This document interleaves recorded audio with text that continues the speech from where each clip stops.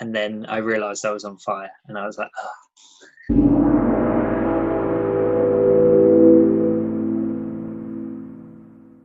Hey, welcome to Tomb Raider Race to the End. This week we've been finishing off Tomb Raider 5 Chronicles with Red Alert Part 2.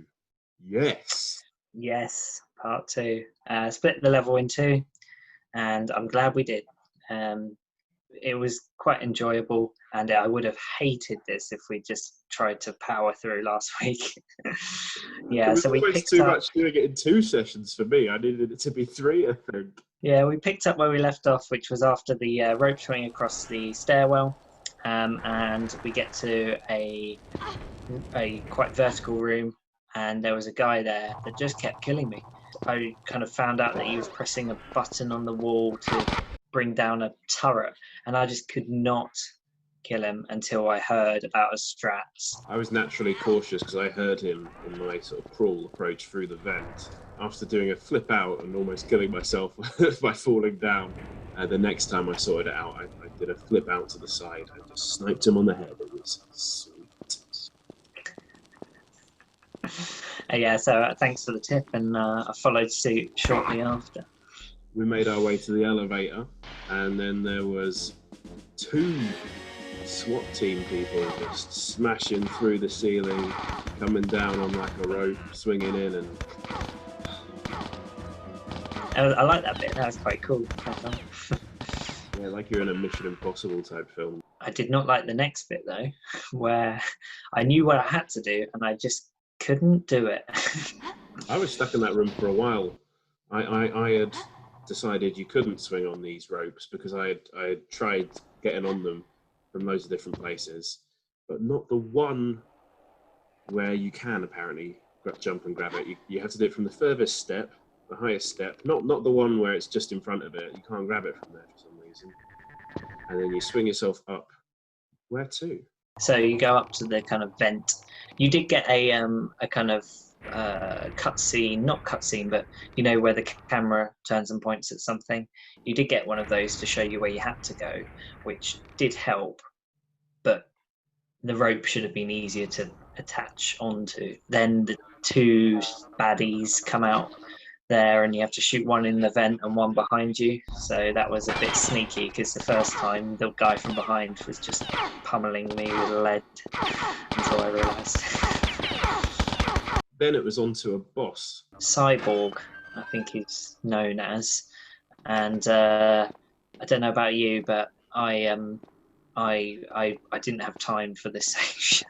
There wasn't any clues to tell you what you had to do, and he didn't show any obvious signs of damage, and no headshots were working. So this was a point where, in agreement, I just looked up, and I think you just have to pummel him with bullets, and then shoot out a valve, which I don't see that as being particularly like something that you can do even with several hours of gameplay. It's difficult. It's just difficult, isn't it? Definitely, this boss was too hard. The main reason I think that I wanted to be keeping a track of where I was with a kind of guide was the game-breaking glitches in here. So if you save in the wrong place, you have to do the whole Von Croy levels again, and that is just not happening. Difficulty is one thing, but by having that fear of, like, it's almost Tomb Raider 1 fear with save crystals, where I was so cautious about going when I'd gone a fair distance past the save crystal, and then I was just like edging around corners, and yeah, I that bit is not my enjoyment of Tomb Raider. I know some people like that, and I get it, but not for me. Not when it feels unfair, like it certainly has done in some of these parts and these levels. Like I was, even when I was using the right strats on this cyborg, when I looked up on Stella's site what to do, I was still just waiting in the vent for him to come out with my scope pointed down, and he just wasn't coming around. But that section eventually complete. And then it's the high octane action sequence where you are running around the edge of the building with a helicopter shooting in at you, and you have to sprint along and doing like a series of jumps if you're not quick enough for the explosions that are coming everywhere, because there's some tanks, I think, which the helicopter shoots, full of some sort of explosive material. And I did get set on fire here a couple of times. So I actually made it, and then I realised I was on fire, and I was like, oh. It gets even more difficult from there. You have to navigate your way around this bar with awkward camera angles and duck behind it, underneath it, without the helicopter shooting you too much, because by this stage, I'm running super low on med packs. Then you push a button and have to make your way all the way back with a cyborg on your tail. What's quite frustrating is that the failed attempts don't end in an instant death, which is probably something we've complained about before. You actually get to carry on for a bit, and then you don't get to trap the cyborg. So you end up dying anyway. I took a breather when I got to the other side, saved it, which is not what I should have been doing. I should have been sprinting around, because it took me ages, and I mean ages, to get this switch right, with the cyborg still following you, but significantly behind, so that you actually trap him in the room. I was pulling this switch and he was shooting me. He was just right there. That's what I mean about not an instant death. You realise after you've done the platforming bit, press the button, that you failed, rather than an instant death or a screaming fall. But yeah, so you trap the cyborg in a room above you, and then that means that you can go and enter a gas chamber area. Semi-puzzle, not too tricky to find out, a bit of trial and error. Bit maze-like. But not too many options. I think that was quite sensible actually from the developers there. But it does go along with the mad level design element. Like, what the hell is this building? So we get the gas puzzle, kill the cyborg, and we're out of there. Relief is the word. We're treated to a little cutscene that sort of undoes the death that the developers wrote in to the end of Tomb Raider 4 and leaves us open for a possible sequel. Spoilers. I thought it was too hard and too obtuse, and overall not a good level. How did you find this level? Yeah, just too many bits that were just impossible, and the fact that you can't leave in certain places just adds to the tension in a bad way. That's not just difficulty, that's game breaking. But following the guide a bit closer, some sections that would have caused a lot of stress, I knew I was kind of safing, because it was almost telling me where to save, and made it almost Tomb Raider 1 in terms of save system. Wouldn't pause or try and do it by yourself too much, because I think about half of the levels, it's probably best to use a guide. I'd say half is a little harsh. I'd say Old Mill we struggled on, and the Von Croy levels, but I don't think we had real trouble in any other level. Oh, there was submarine. Yeah. Okay, so if you were told then you can sneak up by walking behind some enemies and pressing X and look at textures in the ceiling, then that could get you through 11 of the 13 levels, I reckon. For our spotlight this week, we are looking at Tomb Raider, the animated series. Croft!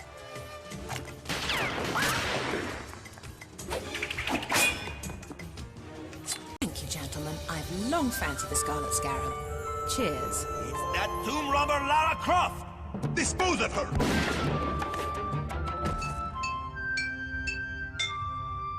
What are you angling for, Professor? What does it do? You're holding the biological panacea.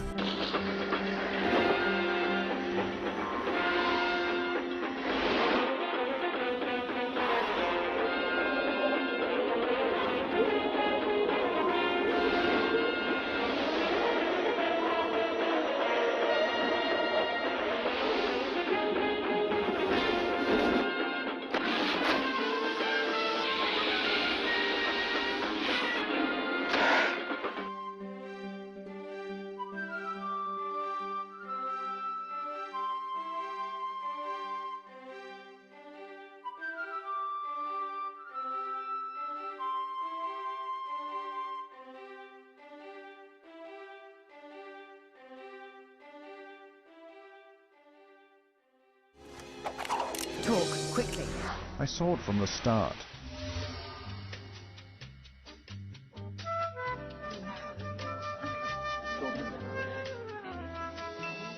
May I buy in? It's a high-stakes game, Lady Croft. If it weren't Mr. Atchison, I wouldn't be interested. So that was Tomb Raider, the animated series. You can watch that in full YouTube for free. Which brings us to our question of the week, which I think you posed. What is your favourite non-Lara Tomb Raider character? I if thought you're this going was to quite say your fun. favorite character in the Tomb Raider series, it's got to be hands down Lara. Like, there isn't any competition there, so I had to exclude Zip? that. Zip? Can do one. No. Especially in Legend, and like when he just repeats the same lines when you get in deaths and stuff. Like, so you just hear him over and over, and he's not adding anything. You could have a witch Lara though, because she definitely has an evolution, but that's been discussed loads of times. So I did quite appreciate this question. What was your pick? I'm gonna go for Natla because she's a badass bitch. Like, she doesn't give a fuck about anything, and it's kind of cool, like how she's built up over the game. So like, you hear about her at the end of each sort of country or level section, and you see her again in a cutscene, which I don't feel like you have that sort of building up to a big end boss as much in the other games. Yeah, definitely agree with that. I assume you're talking specifically about Tomb Raider original 96. Well, you do get to see more of her in both Anniversary and Underworld, and I think that sort of adds to it. She's still like quite badass in those, and like the scenes with her in are the more entertaining ones. I think the Anniversary game really builds on character development. Again, it's just a hardware evolution where they can spend time on storyline, but they definitely filled in gaps that the PlayStation 1 generation just were limited to. They couldn't, How about you? Who's your favourite character from the Tomb Raider series, bar Lara? So I found this question quite tricky because there's not that many characters that get a lot of airtime. But there is one that was quite standout. It's from the latest trilogy, which I know you haven't played, but it's a character called Jonah. So I won't give any spoilers in.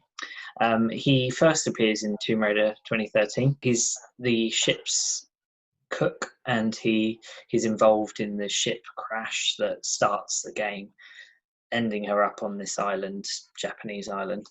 And any chance sneak up behind him with a crowbar? No, different chef. Oh. She ran around the kitchen lots of times, setting herself on fire to try and set him on fire. Jonah comes back in Rise, and he's very much like a kind of a talk back character. It's quite a good mechanic, I think, where the developers have got this person to almost, I felt like I was him, where Lara was explaining stuff to him on the walkie-talkie. And so storyline and history and geography and archaeology, everything was kind of going through the walkie-talkie. So that was quite good. But he really got character development in Shadow, and he became almost like her co-op character. So he plays a much bigger role, and they really developed his character. And it's, it makes you care about him. He gets a bit of a love interest as well. Makes Lara a bit of a third wheel, which is quite funny. There's bits where he's kind of rescuing her, she's got to rescue him, and there's a section as well, again, no spoilers, but in Shadow, where Lara has a bit of a Tomb Raider 4 moment, and Jonah is very much on her at it, and it's quite powerful. It's a bit like he's the protagonist to Lara's antagonist, of classic Lara days where tomb raiding, breaking the law. And so he almost comes across as the good guy. He plays a big role, and he's pretty much, I think he's pretty much the only really protagonist in the series, kind of on her side, but he's involved. I know there's others, like Zip, Winston and stuff like that, who kind of work from afar, but he's much more involved. Sounds like an interesting character. I'm glad they got rid of Zip. I'll give a little shout out to Chris Barry's version of Winston, though. I did like him playing Winston in the films. He was quite cool. So you've been watching Tomb Raider Race to the End. We're going to come back at you with a couple of bonus episodes, even though we've finished this game. So what have we got planned, Nick? We've mentioned it in a previous episode. Steve of War, amazing videos. He really captures Tomb Raider and definitely how I feel about them. So we're going to have a bit of a watch party for the Chronicles episode. We've both watched, I think, up to Tomb Raider 4, and neither of us have watched Chronicles, so we'll do a bit of a watch party reaction vid, and then possibly a couple of extra things up our sleeve. We can't end just there, though. We've still got the matter of the race to the end. We haven't officially crowned anyone. I have got a little something for you. Cut. Ladies and gentlemen, please welcome your winner of Tomb Raider Chronicles Race to the End, Nick!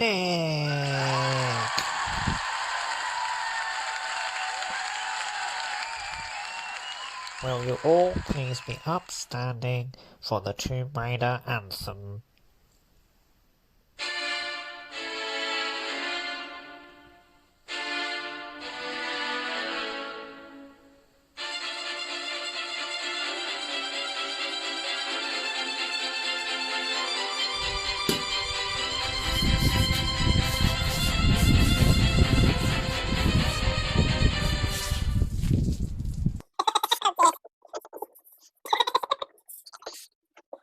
That's disgusting. Cheers, well done, champ.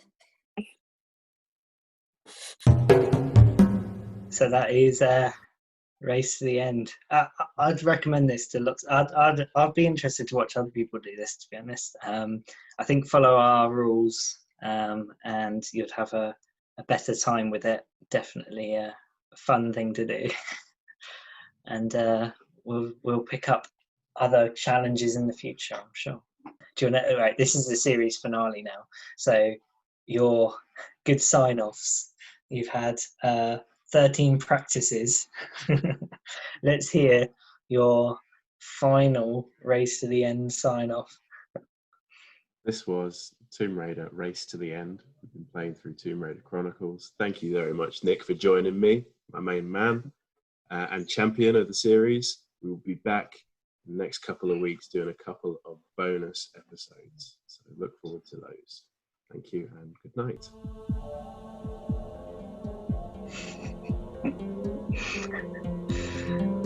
Excellent.